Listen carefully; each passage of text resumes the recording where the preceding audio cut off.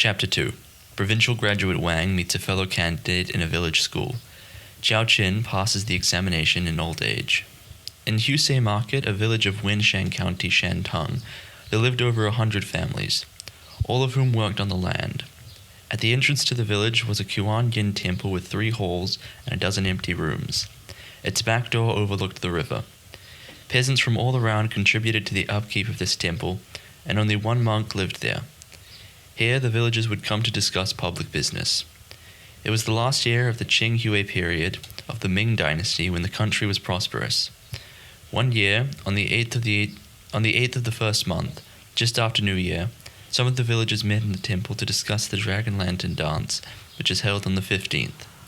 At breakfast time, the man who usually took the lead, Shin Huxian Fu, walked in, followed by 7 or 8 characters.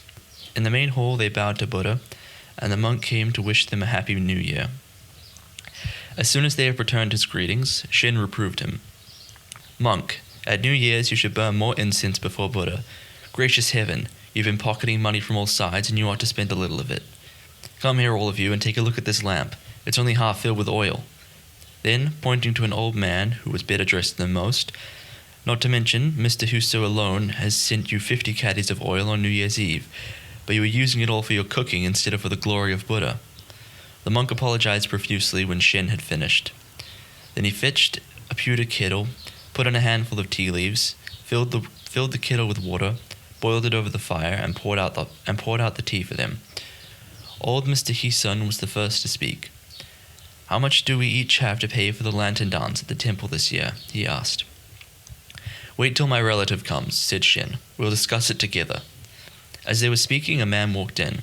He had red-rimmed eyes, a swarthy face, and sparse, dingy whiskers. His cap was cocked to one side, and his blue cloth gown was greasy as an oil vat. And he carried a donkey switch in one hand. Making a casual gesture of greeting to the company, he plumped himself down in the seat of honor. This was Hisa, the new village head for Husei Market. Sitting there in the seat of honor, he shouted, "Monk, take my donkey to the manager in the backyard, unsaddle it, and give it plenty of hay. After my business here, I have to go to the feast with Bailiff Huang of the county yamen." Having given these orders, he hoisted one foot onto the bench and started massaging the small of his back with his fist, saying, "I envy you farmers these days.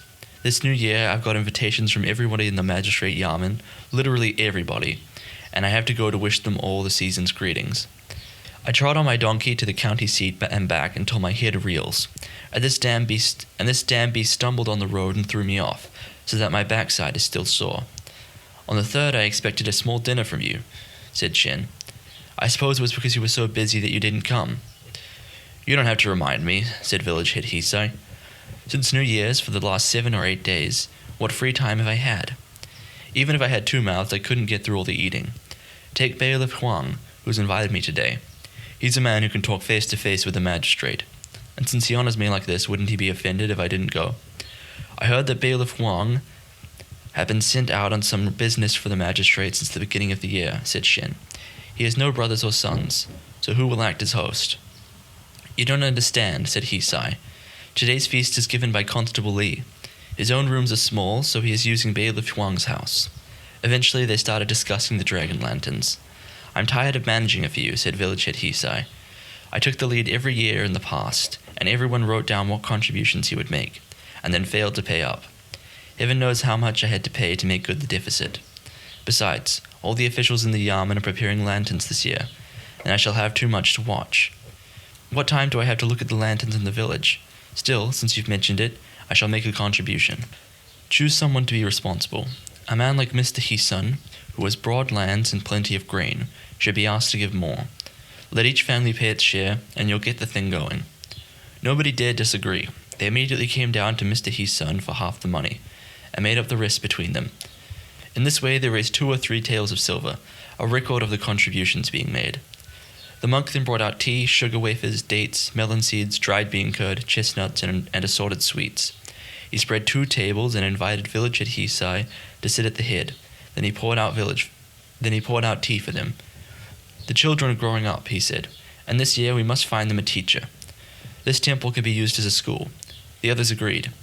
There was a lot of families who have sons who should be in school, said one of them. For instance, Mr. Shin's son is village head Hisai's son-in-law. Hisai is always getting notices from the magistrate, so he needs someone who can read. But the best thing would be to find a teacher from the county seat. A teacher, said the village head. I can think of one. You know who? He's in our yamen and he used to teach in Chief Accountant Q's house. His name is Chao Chin. He's over 60. The former magistrate placed him first on the list of county candidates, but he's never yet been able to pass the prefectural examination. Mr. Q employed him as tutor for his son for 3 years, and his son passed the examination last year, at the same time as Mei Chue from our village. The day that young Q was welcomed back from the school, he wore a scholar's cap and a broad red silk sash, and rode a horse from the magistrate's stable, while all the gongs and trumpets sounded. When he reached the door of his house, I and the other yamen officials offered him wine in the street. Then Mr. Chow was asked over. Mr. Q toasted his son's teacher 3 times and invited him to sit in the seat of honor. Mr. Chow chose his entertainment the opera about Liang Hao, who won the first place in the palace examination when he was 80, and Mr. Q was not at all pleased. But when the opera showed how Liang Hao's pupil won the same distinction at 17 or 18, Mr. Q knew that it was a compliment to his son. That made him feel better. If you want a teacher, I'll invite Mr. Chow for you. All the villagers approved. When they had finished their tea, the monk brought in some beef noodles, and after eating these, they went home. The next day, sure enough, village head Hisai spoke to Chao Chin. His salary would be 12 taels of silver a year, and it was arranged that he should eat with the monk, whom he would pay 10 cents a year. It was settled that he should come after the Lantern Festival and begin teaching on the 20th. On the 16th, the villagers sent in contributions to Shen Hisiang Fu, who prepared a feast for the new teacher, to which he also invited Mei Chuao, the new scholar of the village. Mei Chu arrived early, wearing his new square cap, but Chao Chen did not turn up until nearly noon. When dogs started barking outside, Chen Hisiang Fu went out to welcome the guest, and the villagers stared at as Chao Chen came in. He was wearing an old felt cap, a tattered grey silk gown, the right sleeve of which were in shreds, and a pair of shabby red silk slippers. He had a thin, dark face and a white beard. Shen escorted him in, and only then did Mei Chuao rise slowly to greet him. "Who is this gentleman?" asked Chao. They told him, "He is Mr. Mei, our village scholar." When Chao Chen heard this, he declared it would be presumptuous on his part to allow Mei to bow to him. And although Mei Chuao said, "Today is different," he still refused. "You are older than he is," said the villagers. "You had better not insist." But Mei Chuao rounded on them. "You people don't understand the rule of our school. Those who have passed the prefectural examinations are considered senior to those who have not, regardless of age. But today happens to be exceptional, and Mr. Chow must still be honored." Ming Dynasty scholars called all those who passed the prefectural examination classmates, and those who were qualified for the examination juniors. A young man in his teens who passed was considered senior to an unsuccessful candidate, even if the latter was 80 years old. It was like the case of a concubine. A woman is called new wife when she marries and later mistress, but a concubine remains a new wife even when her hair is white. Since Mei Chuao spoke like this, Chao Chen did not insist on being polite, but let Mei Chuao bow to him. When all the others had greeted him too, they sat down. Mei and Chao were the only two to have dates in their teacups. All the others had plain green tea. After they had drunk their tea, the 2 tables were laid and Chao Chen was invited to take the seat of honor. Mei Chuao the second place. Then the others sat down in order of seniority, and the wine was poured. Chao Chen, cup in hand, thanked the villagers and drained his cup. On each table were 8 or 9 dishes: pig's head, chicken, carp, tripe, liver, and other dishes. At the signal to begin, they fell to their chopsticks like a whirlwind scattering wisps of cloud, and half the food had gone before they noticed Chao Chen had not eaten a bite. "Why aren't you eating anything?" asked Shen. "Surely we haven't offended you the very first day." He selected some choice morsels and put them on the teacher's plate.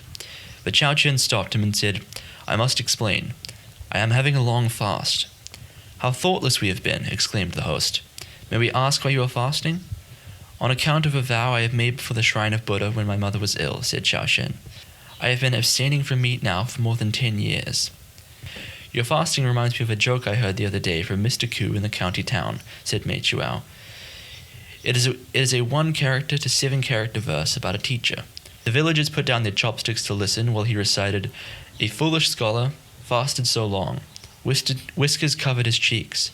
Neglecting to study the classics, he left pen and paper aside. He'll come without being invited next year. After this recitation, he said, "A learned man like Mr. Chow is certainly not foolish." Then, putting his hand over his mouth to hide a smile, he added, "But he should become a scholar soon, and the description of the fasting and the whiskers is true to life." He gave a loud guffaw, and everyone laughed with him, while Chao Chen did not know which way to look. Shen Hsiang Fu hastily filled a cup with wine and said, "Mr. Mei should drink a cup of wine. Mr. Chow was the teacher in Mr. Ku's house." "I didn't know that," said Mei Chuao. "I should certainly drink a cup to apologize." But this joke was not against Mr. Chow. It was about a scholar. However, this fasting is a good thing. I have an uncle who never ate meat either. But after he passed the prefectural examination, his patron sent him some sacrificial meat, and my grandfather said, "If you don't eat this, Confucius will be angry, and some terrible calamity might happen. At the very least, he'll make you fall sick." So my uncle stopped fasting. Now, Mr. Chow, you are bound to pass the examination this autumn. Then you'll be offered sacrificial meat, and I'm sure you'll stop fasting. They all said this was a lucky omen, and drank a toast to congratulate Chao Chen in advance, until the poor man's face turned a mottled red and white, and he could barely stammer out his thanks as he took the wine cup. Soup was carried in from the kitchen with a big dish of dumplings and a plate of fried cakes. They assured Chao Chen that there was no animal fat in the cakes, and pressed him to eat some. But he was afraid the soup was unclean and asked for tea instead. When they were eating the dessert, someone asked Chen, "Where is the village head today? Why hasn't he come to welcome Mr. Chow?" "He has gone to a feast with Constable Li," said Shen. "These last few years, under the new magistrate, Mr. Li has done very well," said someone else. "In 1 year he must make about 1,000 taels of silver, but he is too fond of gambling. It's a pity he is not like Bailiff Huang. Bailiff Huang used to play too, but later he turned over a new leaf and was able to build a house just like a palace. It is very grand." "Since your relative became the village head," said Mr. Sun to Shen Hsiang Fu, "he's been in luck. Another year or two, and I suppose he'll be like Bailiff Huang." "He's not doing badly," said Shen, "but it'll be several years before his dream of catching up with Bailiff Huang comes true." With his mouth full of cake, Mr. Mei put in, "There is something in dreams," and turning to Chao Chen, he asked, "Mr. Chow, these past years during the examinations, what dreams have you had?" "None at all," replied Chao Chen. "I was fortunate," said Mei Chuao. "Last year, on New Year's Day, I dreamed that I was on a very high mountain. The sun in the sky was directly above me, but suddenly it fell down on my head. Sweating with fright, I woke up and rubbed my head, and it still seemed hot. I didn't understand then what the dream meant, but later it came true." By this time, all the cakes were finished, and they had another round of drinks. By then it was time to light the lamps, and Mei Chuao and all the others went home, while Chen Hsiang Fu produced blue bedding and escorted Mr. Chow to the temple to sleep, where he settled with the monk that the 2 empty rooms at the back should be used for the school. When the days came to start school, Shen Hsiang Fu and the other villagers took their sons, large and small, to pay their respects to the teacher, and Chao Chen taught them. That evening, when he opened the envelopes containing their school fees, he found there was 1/10 of a tael of silver from the Hisun family and an extra 8 cents for tea, while the others had given only 3 or 4 cents or a dozen coppers apiece. So altogether he had not enough for 1 month's food. He gave what he had to the monk, however, promising to settle his accounts later. The children were a wild lot. The moment Chao Chen took his eyes off them, they would slip outside to play hopscotch or kick balls. They were up to mischief every day, yet he had to sit there patiently and teach them. Soon more than 2 months had passed, and it began to grow warm. One day after lunch, Chao Chen opened the back gate and went out to stroll on the riverbank. It was a small country place, with some peach trees and willows beside the stream, their pink and green beautifully intermingled. Chao Chen enjoyed the scenery until it began to drizzle. Then he went back to the doorway to watch the rain falling on the river, and mist shrouding the distant trees, making them look even lovelier. The rain was beginning to fall more heavily when a boat came downstream, a small craft with a matting roof, which could not keep out the wet. As it approached the bank, he saw a man sitting in the middle of the boat, and 2 servants in the stern, while in the bow were 2 hampers. They reached the bank, and the man ordered the boatman to moor the boat, then stepped ashore followed by his servants. He was wearing a scholar's cap, a sapphire blue gown, and some black slippers with white soles. His beard was combed into three tufts, and he looked a little over 30. Coming to the temple gate, he nodded to Chao Chen, then entered, saying to himself, "This seems to be a school." "Yes," said Chao Chen, accompanying him in and greeting him. "Are you, I suppose, the teacher?" "That is correct." "How is it we don't see the monk?" the stranger asked his servants. But just then the monk hurried in, saying, "Please take a seat, Mr. Wang, and I'll make tea for you." Then he told Chao Chen, "This is Mr. Wang Hue, a new provincial scholar. Please sit down and keep him company while I go to make tea." The newcomer showed no false modesty. When the servants drew up benches, he promptly sat himself down in the place of honor of it, leaving the teacher to take a lower seat. "What is your name?" he demanded. Knowing that this man was a provincial scholar, Chao Chen replied, "Your pupil is called Chao. Where did you teach before?" "In the capital of Mr. Ku of the county Yamen." "Aren't you the man who came first in that test which my patron Mr. Pai supervised?" "He said that you were teaching Mr. Ku's family." That's right. "Do you know my former employer, Mr. Ku, sir?" "Mr. Ku is one of the secretaries in our office. He is one of my sworn brothers, too." Presently the monk brought in tea, and when they had drunk it, Chao Chen said, I read your examination essay over and over again, sir. The last 2 paragraphs were particularly fine. These 2 paragraphs were not by me. You were not too modest, sir. Who else could have written them?" "Although not by me, they were not by anybody else either," said the scholar. "It was the first day of the examination, on the 9th, getting on for dusk, but I'd still not finished the first essay, and I said to myself, usually I write very quickly, what makes me so slow today? As I was racking my brains, I dozed off on the desk, when I saw 5 green-faced men leaping into the cell. One of them made a mark on my head with a big brush, which he had in his hand, then darted away. Then a man in a gauze cap, red robe, and golden belt came in, who shook me and said, "Mr. Wang, please get up." I woke up trembling, bathed in icy sweat, and taking the pen in my hand, began to write without knowing what I was doing. From this, one can see that there are spirits in the examination school. When I made this statement to the chief examiner, he said that I ought to pass the very highest examination. He was speaking with great gusto when a small boy came in with a written exercise. Chao Chen told him to put it down, but Wang Hue said, "You go ahead and correct it. I have other things to see to." When the teacher went to his desk while Wang Hue said to his servants, "Since it is dark and the rain has not stopped, bring the hampers here and tell the monk to cook a peck of rice. Order the boatman to wait. I shall leave tomorrow morning," he told Chao Chen. I have just come back from visiting the graves of my ancestors, and did not expect to run into rain. I shall spend the night here." While he was speaking, he caught sight of the name Hisun Mei on the little boy's exercise, and gave an involuntary start. He pursed his lips and his face was a study, but Chao Chen could not very well question him. When Chao Chen had finished correcting the exercise and sat down again as before, Wang Hue asked, "How old is that boy?" 7. "Did he start school this year? Did you choose that name for him?" "I didn't choose the name. At the beginning of the term, his father asked the new village scholar, Mei Chuao, to choose a name for him, and Mr. Mei said, my own name seems to be an auspicious one, so I will give it to him and hope that he will turn out like me." "This is certainly a joke," said Wang Hue with a short laugh. "On the first day of this year, I dreamed that I was looking at the list of metropolitan examinations results. My name was on it, that goes without saying, but the third name was that of another man from Wenshang County called Hisun Mei, and I wondered at this, since there was no provincial scholar from my county called Hisun. Fancy it's turning out to be this little student's name, as if I could be on the same list as he." He burst out laughing, then went on. "It's obvious that dreams are unreliable. Fame and achievement depend upon study, not upon any supernatural forces." "Some dreams do come true, though," said Chao Chen. "The day I arrived here, Mr. Mei told me that one New Year's Day he dreamed that a great red sun fell on his head, and that year, sure enough, he passed the prefectural examination." "That doesn't prove anything," retorted Wang Hue. "Suppose he does pass the prefectural examination and have a sun falling on his head. What about me? I passed the provincial examination. Shouldn't the whole sky fall on my head?" As they were chatting, lights were brought in, and the servant spread the desk with wine, rice, fish, duck, and pork.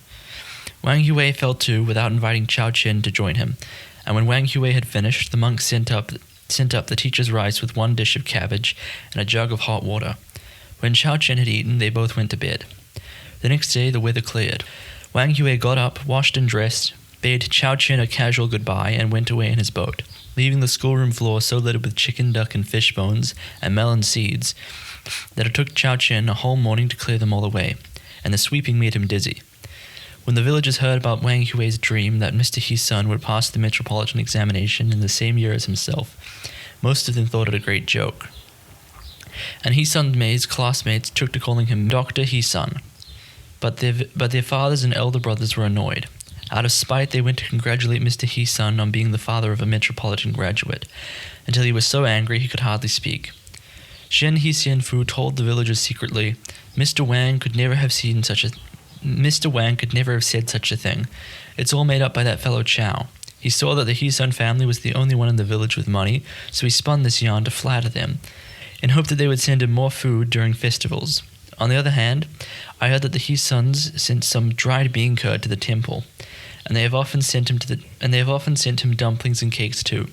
Everyone was indignant, and Chao Chen's position became precarious. But since he had been introduced by the village head, they could not dismiss him, and he went on teaching as best he could for a year.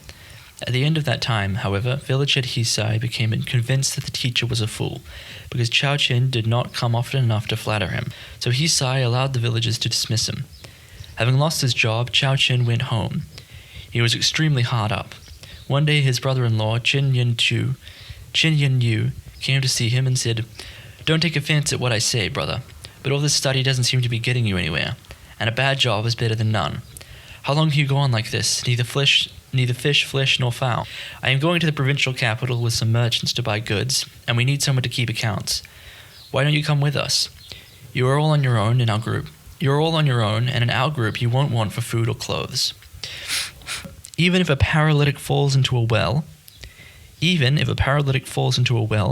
can be no worse off than before, thought Chao Chen. It can't hurt me to go. So he consented. Chen chose an auspicious day, and they set off with a party of merchants to the provincial capital, where they stayed at a merchant's hall. Since Chao Chen had nothing to do, he strolled through the streets until he saw a group of workmen who said that they were going to repair the examination school. He followed him to the gate of the school and wanted to go in, but the gateman cracked his whip and drove him away. That evening he told his brother-in-law how much he wanted to look over the examination school, and Chen had to tip the gateman to get him in. Some of the other merchants decided to go too, and asked the guild head to act as their guide.